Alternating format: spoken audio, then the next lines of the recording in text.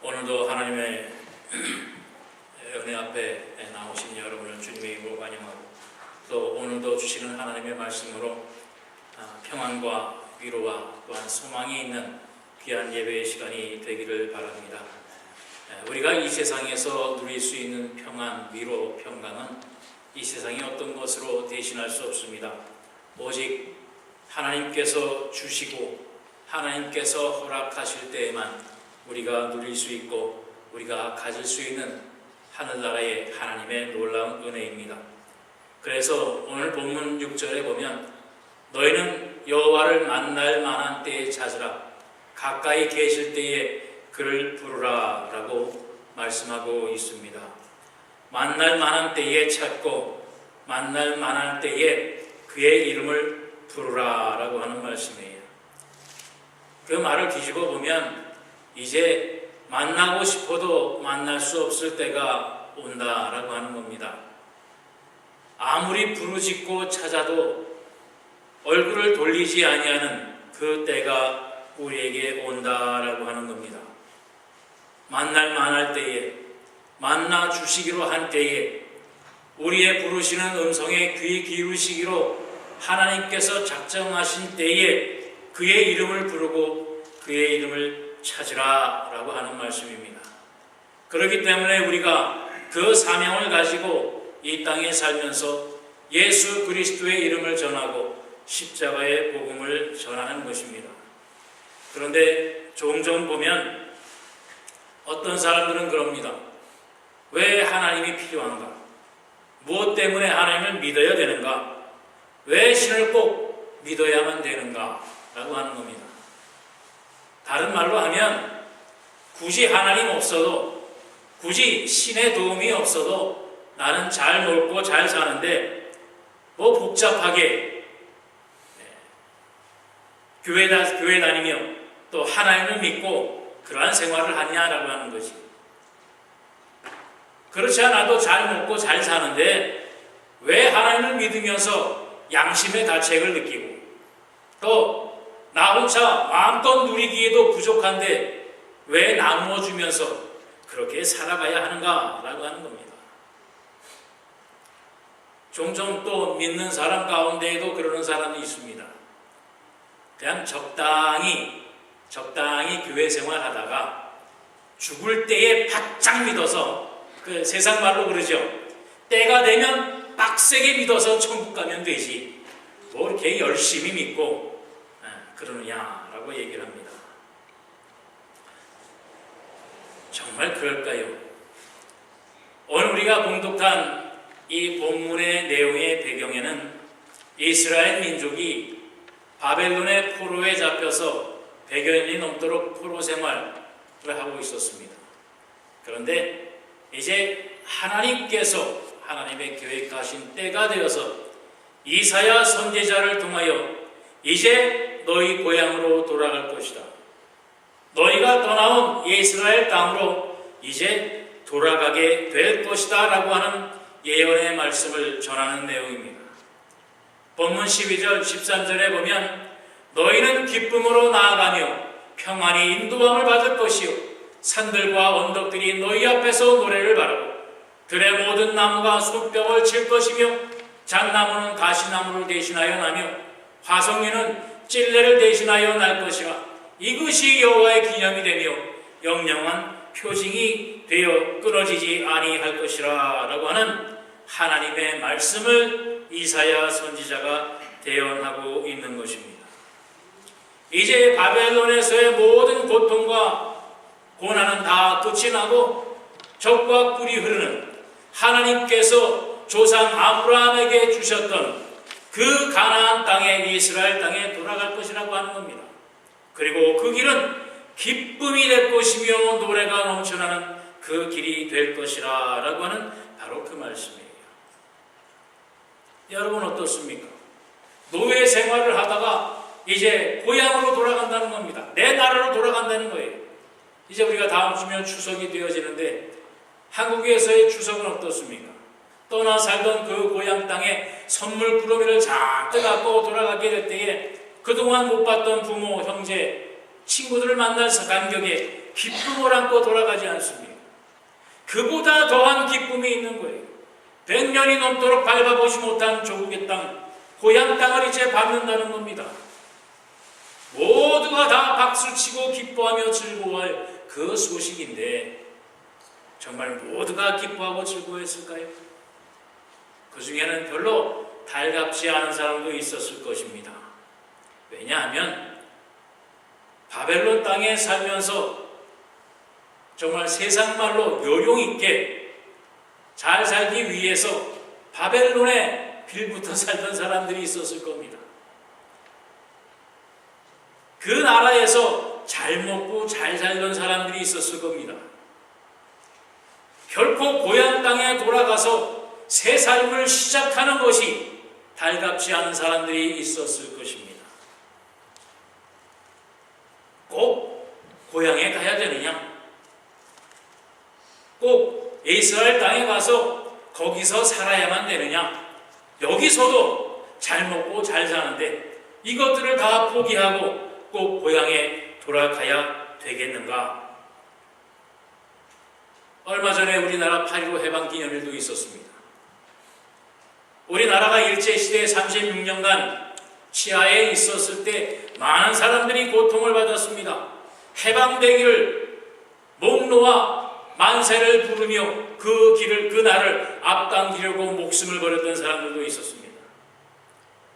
그런데 어떤 사람은 하루를 참지 못하고 8월 14일 날 그동안 열심히 했던 독립운동을 버리고 일본에 항복을 해서 하루 전에 변절자가 된 사람도 있다고 합니다.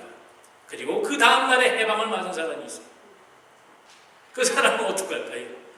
그동안 열심히 독립운동을 했는데 하루를 참지 못하고 일본의 앞잡이 생활을 하다가 그 다음날 해방을 맞은 거죠.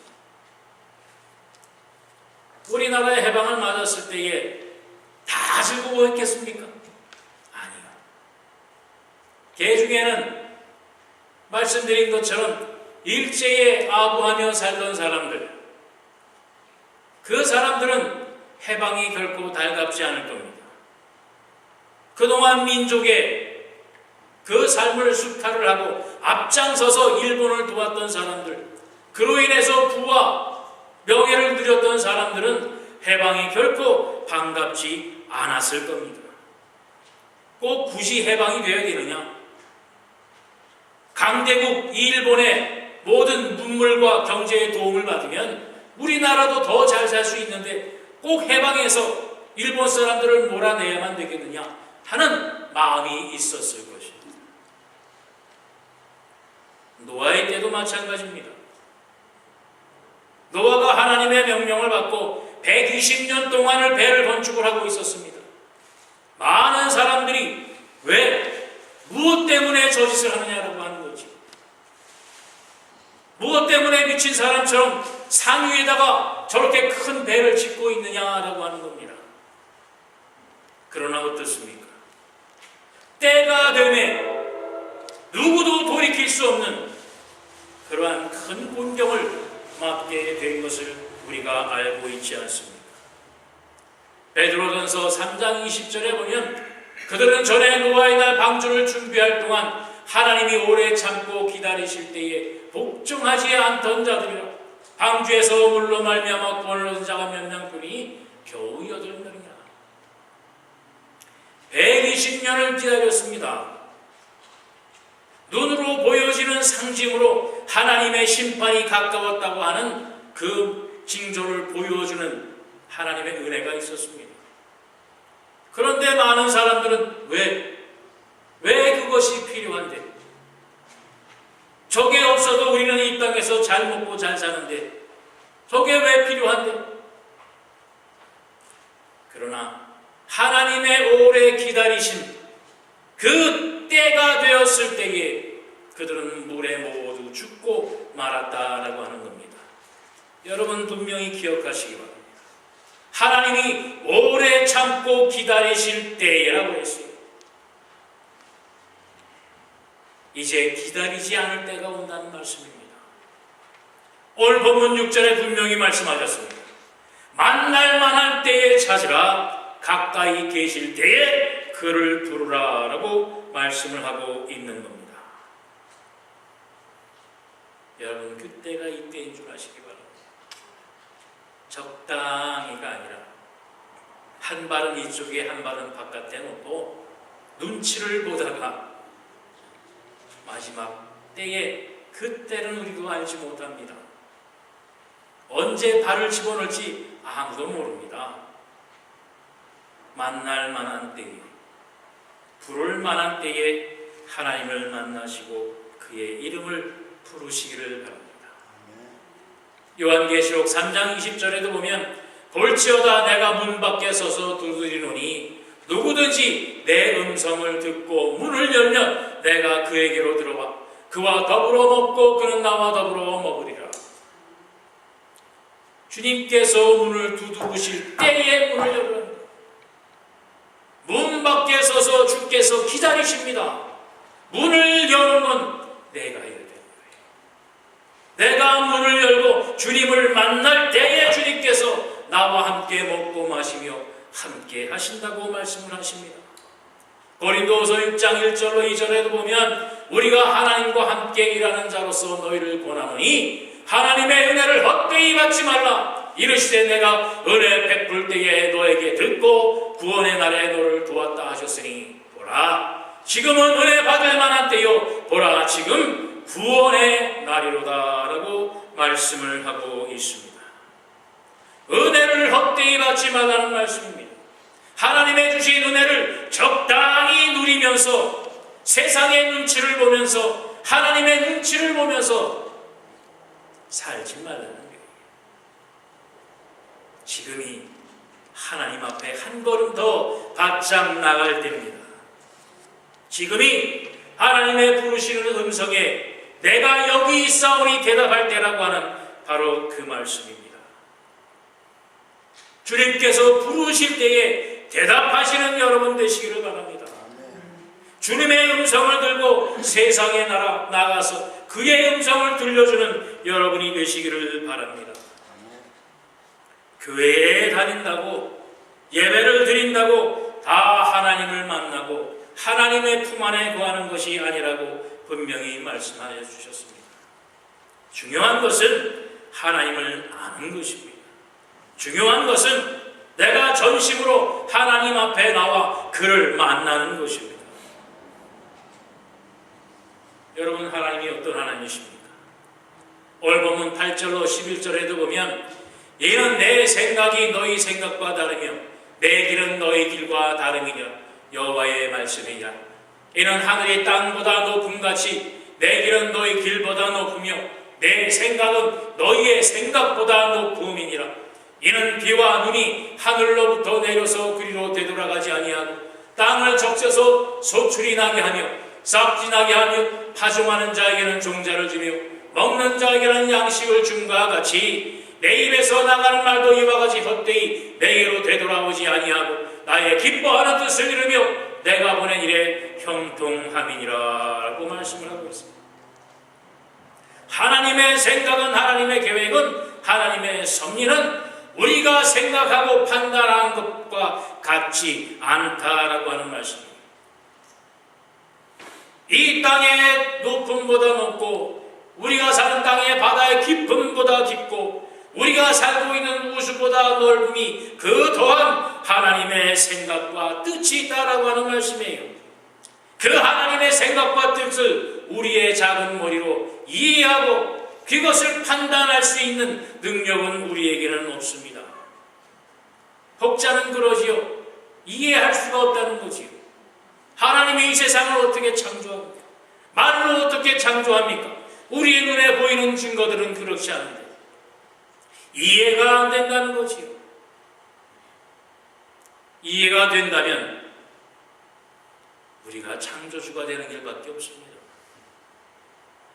하나님의 능력을, 하나님의 계획을, 하나님의 생각을 우리가 100% 이해한다고 하면 우리가 하나님이죠.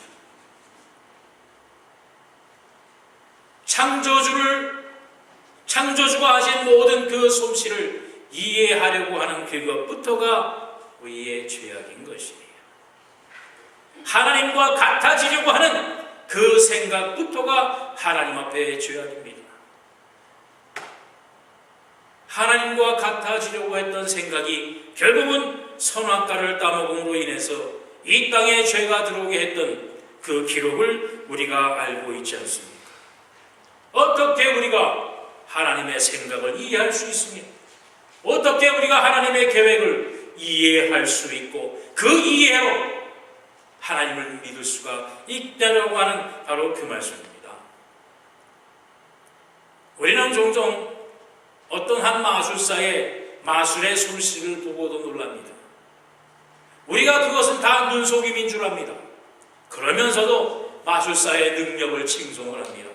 어떻게 그렇게 할 수가 있는가? 어떻게 저렇게 할 수가 있는가? 눈앞에서 사람이 사라지고 눈앞에서 물건들이 없어지고 눈앞에서 아무것도 없던 데서 사람이 나타나고 그러한 눈속임에도 우리는 마술사의 능력을 칭송합니다. 정말 능력입니까? 눈속임 앞에도 어쩔 수 없는 우리의 짧은 생각, 짧은 지식, 짧은 판단이 하나님을 이해해야 하나님을 믿겠다고 하는 어리석은 생각 속에서 잡혀 있습니다.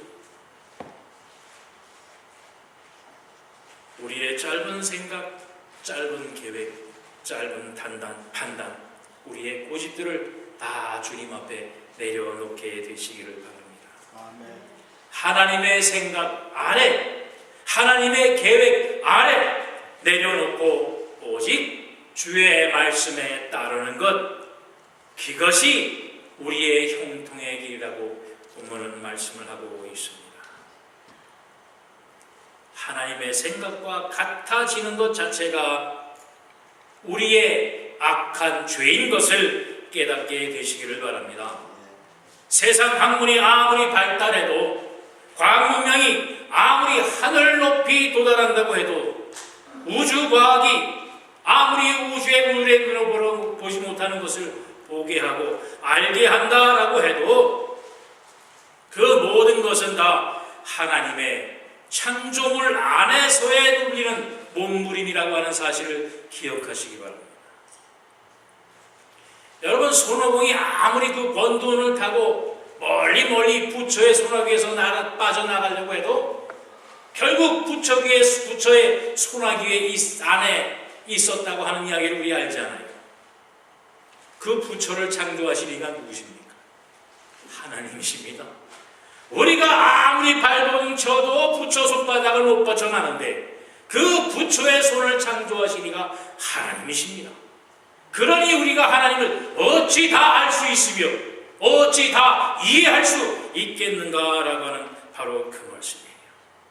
아무리 노력해도 아무리 깨달으려고 해도 우리의 능력과 힘으로는 하나님의 능력을 알 수도 없고 이해할 수도 없고 깨달을 수도 없는 바로 하나님의 전능하신 능력이라고 하는 바로 그 말씀입니다. 그렇기 때문에 오늘 하나님께서 우리를 부르시는 겁니다. 오늘 본문 7절에 보면 악인은 그의 길을 도리한 자는 그의 생각을 버리고 여호와께로 돌아오라. 그리하면 그가 긍휼히 여기시리라. 우리 하나님께로 돌아오라. 그가 너를 너그럽게 용서하시리라고 선포하고 있습니다. 악인은 그의 길을 버리라는 겁니다. 하나님과 같아지려고 하는 생각, 하나님을 이해해야만 한다고 하는 그 생각이 악한 길인 것을 깨달으시기 바랍니다. 그 길을 버리시고 또 우리의 불의한 판단과 계획을 이제 주의 앞에 버리시고 주 앞에 돌아오시는 여러분 되시기를 바랍니다. 끝나지 아니하는, 끝나도록 우리가 죽을 때까지 이해할 수 없는 하나님의 계획과 생각을 우리가 알아야 되겠다고 하는 그 고집을 버리시고 오늘 우리를 부르시는, 우리를 사랑의 품으로 부르시는 하나님의 음성을 듣고 주 앞에 나오시는 여러분 되시기를 바랍니다. 네. 여러분, 가룟 유다와 베드로의 차이가 무엇인지 아시죠? 가룟 유다는 예수님을 은 30에 팔아넘겼습니다. 그러나 그 가책에 그 양심의 가책을 자기 혼자 스스로 해결하려고 했습니다. 결국 자살로 그의 책임을 다하려고 했지만 그 누구도 그 가룟 유다의 죄를 어찌할 수 없습니다. 그러나 베드로는 예수님을 저주하면서 배신했던 사람입니다. 그러나 주님께서 부르실 때에 주 앞에 눈물로 나와 회개함으로 인하여 예수님의 제자가 되었던 것을 우리는 기억하고 있지 않습니까? 불의한 길을 버리고 악한 생각을 버리고 주께서 부르실 때에 주 앞에 나오시는 여러분 되시기를 바랍니다. 오늘 나누는 성찬을 통해서 예수님께서 다시 한번 여러분을 부르십니다. 여러분의 이름을 부르시면서 이 성찬에 참여하기를 기다리고 계십니다. 이제 우리가 나누는 이 예수님의 살과 피를 통하면서 우리의 악한 생각, 불의한 길을 버리고 주의 십자가의 길 앞에 나오시는 여러분 되시기를 바랍니다. 그리할 때에 창조주가 되시고 전능자가 되시며 구원주가 되신 하나님과 만나시는, 만날 만한 때에 만나 하나님의 놀라우신 은혜와 축복과 형통의 은혜를 누리시는 우리 한 년전의 사랑하는 성도들이 되기를 주님의 이름으로 축원드립니다. 기도하겠습니다. 할렐루야. 하나님 아버지 감사합니다.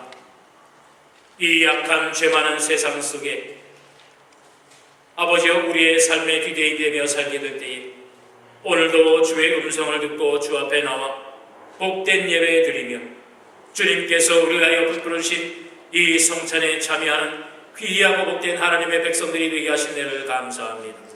아버지여 주의 음성을 듣고 나왔사오니 이 성찬을 통하여 다시 한번 주의 앞에, 하나님 앞에 우리의 불의한 생각과 악한 마음의 모든 계획을 다 내려놓고 선하시고 전능하신 하나님의 생각 앞에 아버지여 우리의 모든 것을 내어드릴 수 있는 거룩한 하나님의 백성들의 성찬의 시간이 될 수 있도록 인도하여 주시옵소서. 그리할 때에 평안의 길로 인도하시며 우리의 산과 들과 언덕들이 박수치며 노래하며 형통의 길로 인도하시는 하나님의 온전하신 은혜를 누리기에 부족함 없는 우리 한 년 전에 사랑하는 성도들의 삶이 될 수 있도록 역사하시고 인도하여 주시옵소서. 이루어 주실 줄 믿사옵고 감사드리며 예수 그리스도의 이름으로 기도하옵나이다. 아멘.